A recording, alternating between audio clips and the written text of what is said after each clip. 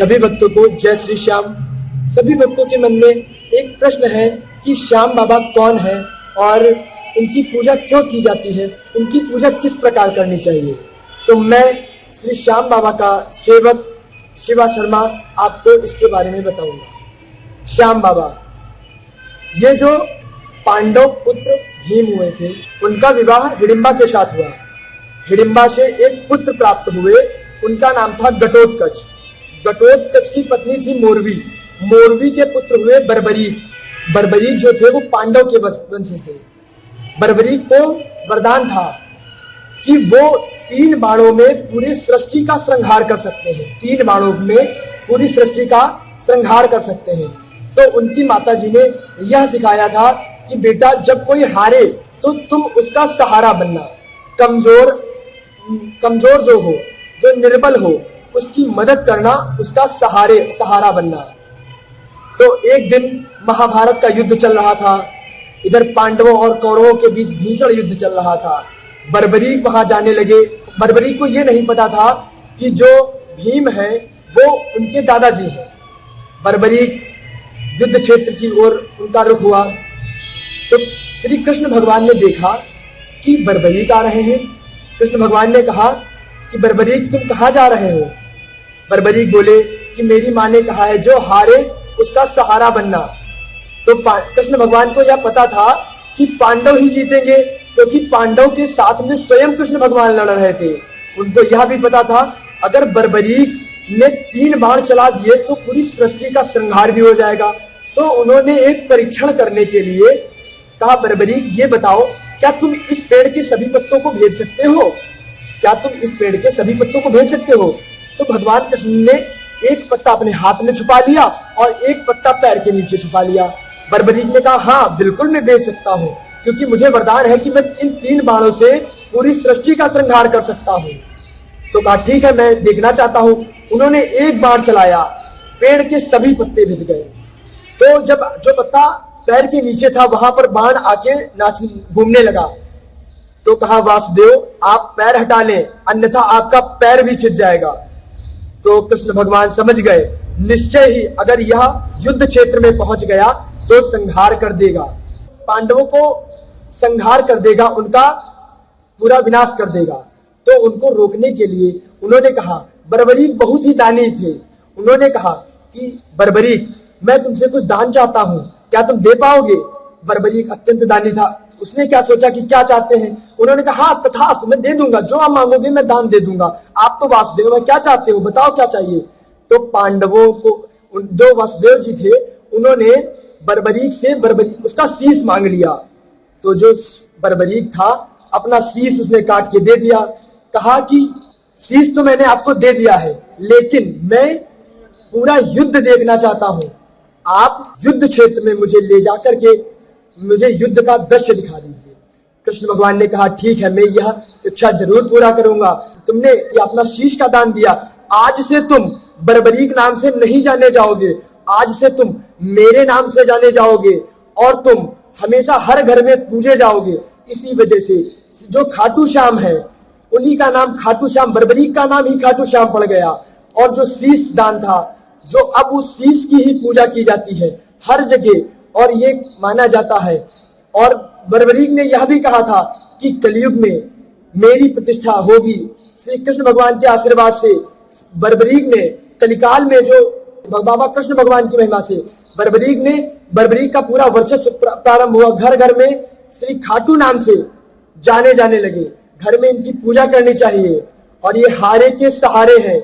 यदि आप कभी परेशान हो, निराश हो, तो एक बार आप जय श्री श्याम का नाम लेकर श्री श्याम बाबा को स्मरण कीजिएगा। इस बात की गारंटी मैं लेता हूं, ये मेरा पर्सनल एक्सपीरियंस है। आप स्मरण कीजिएगा, आपकी समस्या क्षण भर में चली जाएगी। यह ऐसे है श्री बाबा हमारे श्याम, हारे के सहारे बनते हैं। जो हार जाता है, जो इस संसार में परेशान होता है, उसका सहारा बनते हैं बाबा श्याम। इसी प्रकार मैं श्री श्याम बाबा को पूजने के लिए सभी से आग्रह करूंगा। सभी भक्त वृंद श्री श्याम बाबा को अपने घर में स्थापित करें, दर्शन करें, पूजा करें, नित्य उनका आरती पूजा श्रृंगार करें, जिससे नाना प्रकार के सुखों को भोगेंगे, समृद्धता आएगी और नाना प्रकार के सुखों को भोगेंगे। इसी प्रकार मैं अपनी वाणी को विराम देते हुए जय श्री श्याम। ये एक सवाल है आपसे आचार्य जी कि अगर घर में हम रखते हैं तो कैसा पूजा किया जाता है? जैसा सत्यनारायण जी का विरध होता है, इनका क्या होता है? जी, ये बाबा का जिस प्रकार हम सत्यनारायण भगवान की कथा पूर्णिमा के दिन सुनते हैं, इसी प्रकार बाबा श्याम का 11 के दिन यानी कि एकादशी के दिन बाबा का विशाल श्रृंगार किया जाता है, बाबा की पूजा की जाती है और इस बाबा का पूजन आरती किया जाता है। नित्य पूजा आरती की जाती है, लेकिन 11 के दिन बाबा का विशेष का दिन होता है, जो 11 के दिन बाबा का पूजन आरती श्रृंगार कराता है, नाना प्रकार के सुखों को भोगता है। बाबा 11 के दिन बाबा का हमारे वहां चोला श्रृंगार बाबा का बदला जाता है।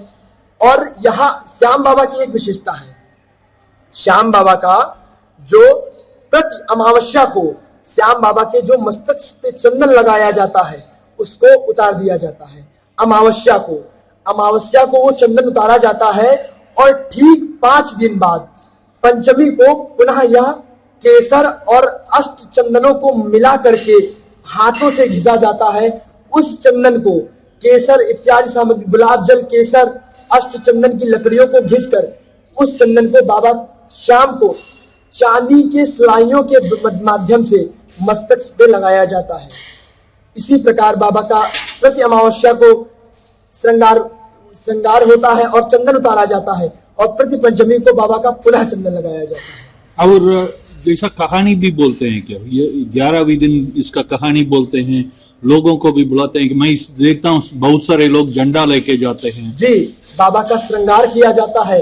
बाबा का 11 के दिन बहुत लोग निशान यात्रा भी लेके जाते हैं, रिंगस से खाटू तक। हमारे वहां तो चक्र तीर्थ से ये श्याम बाबा तक लेके आया जाता है और वहां रिंगस से खाटू तक निशान यात्रा उसे बोलते हैं। और फाल्गुन माह में अभी 4 तारीख को वो प्रोग्राम हुआ था, तो बाबा की झांकी निकाली जाती है, पूरे नगर में उनका बाबा का सौंदर्य दर्शन कराया जाता है। और इसी प्रकार बाबा का होली मनाई जाती है। फाल्गुन माह चल रहा है, इसमें बाबा का 4 तारीख को बहुत विशाल अभी कार्यक्रम था। 4 तारीख को बाबा का विशाल पूरी झांकी निकाली जाती है, पूरे नगर में भ्रमण करा करके बाबा को पुनः वहां रखा जाता है। घर में जैसा विरध करते हैं ना, फास्टिंग, ऐसा भी होता है क्या इनके लिए? अगर कोई बाबा के लिए व्रत रखना चाहे तो वह रख सकता है, लेकिन इसमें कोई बाउंडेशन नहीं होता, किसी भी प्रकार का ये नहीं कि आप व्रत इस दिन ही करें। आप 11 के दिन व्रत कर सकते हैं बाबा का।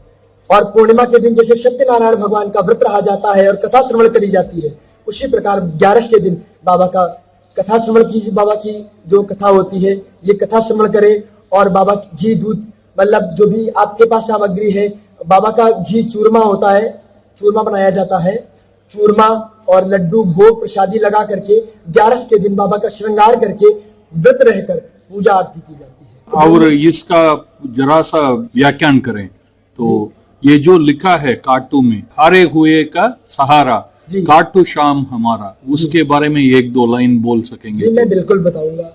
ये हर जगह आपको मिलेगा, हारे का सहारा बाबा श्याम हमारा, क्योंकि ये प्रूव्ड है कि उनकी माता ने एक ही चीज सिखाई थी, जो घटोत्कच थी वाइफ यानी कि पत्नी का मोरवी ने उनको यही सिखाया था कि बेटा जो परेशान हो, हारे, उसका आप सहारा बनना, उसकी मदद करना।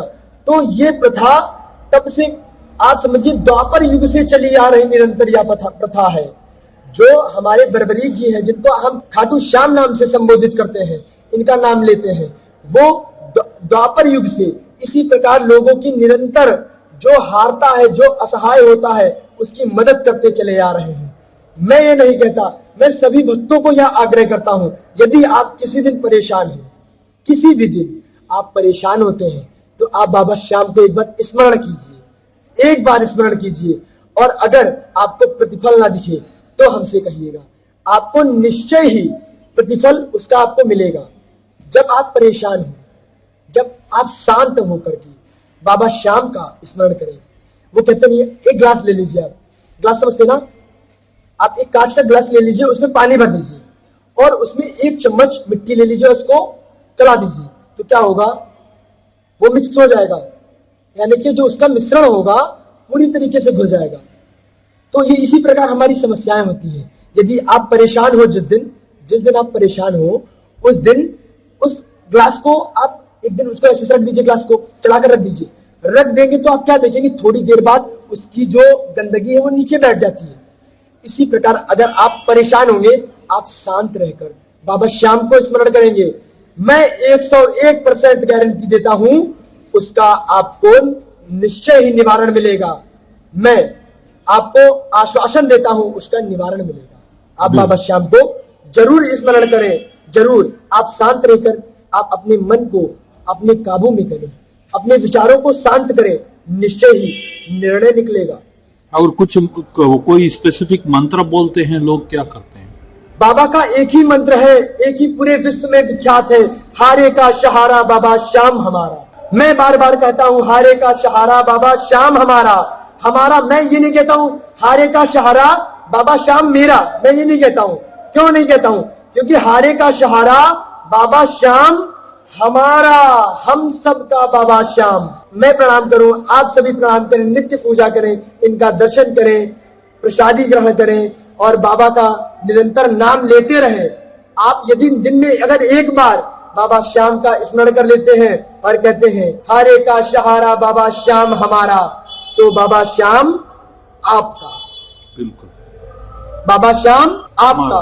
हाँ जी। तो ये जो हारे का सहारा है, ये मैं अभी नहीं कहता हूं कि अभी आप मानिए, एक बार आप मुसीबत में स्मरण कीजिए और इसमें जब मुसीबत में स्मरण करेंगे, आप याद करेंगे, आप मुसीबत का निवारण मिलेगा, तो आप स्वयं इन्हें स्मरण करेंगे। एक बार परीक्षण जरूर करें। ये बाबा हमारा ऐसा है, लखदा तार कहते हैं इसे, सावरिया सेठ कहते हैं इसे। बाबा हमारा सेठ बनाने की फैक्ट्री है। ये मैं नहीं कहता, ये पूरा जग कहता है। आज लोगों के मन में एक सवाल उठता है कि बाबा, हम बाबा, ये बाबा कौन है, पूजा कैसे करें, इनकी पूजा कैसे की जाए। तो मैं ये कहता हूं, पूजा करने के लिए बस एक बार मन में जप कर ले, मैं बाबा श्याम का और बाबा श्याम हमारा है, बस ये कहो, और उस दिन से बाबा श्याम आपका। बिल्कुल। आपकी सारी परेशानी बाबा श्याम की परेशानी। लखदा तार इसका नाम है, आपको सेठ बना देता है। ऐसा हमारा सावरिया सेठ है। तो इसी शब्द के साथ अपनी बाड़ी को विराम देते हुए बोलिए हारे के सहारे की, लखदा तार की जय हो। जय हो, जय जय हो। हरे कृष्णा।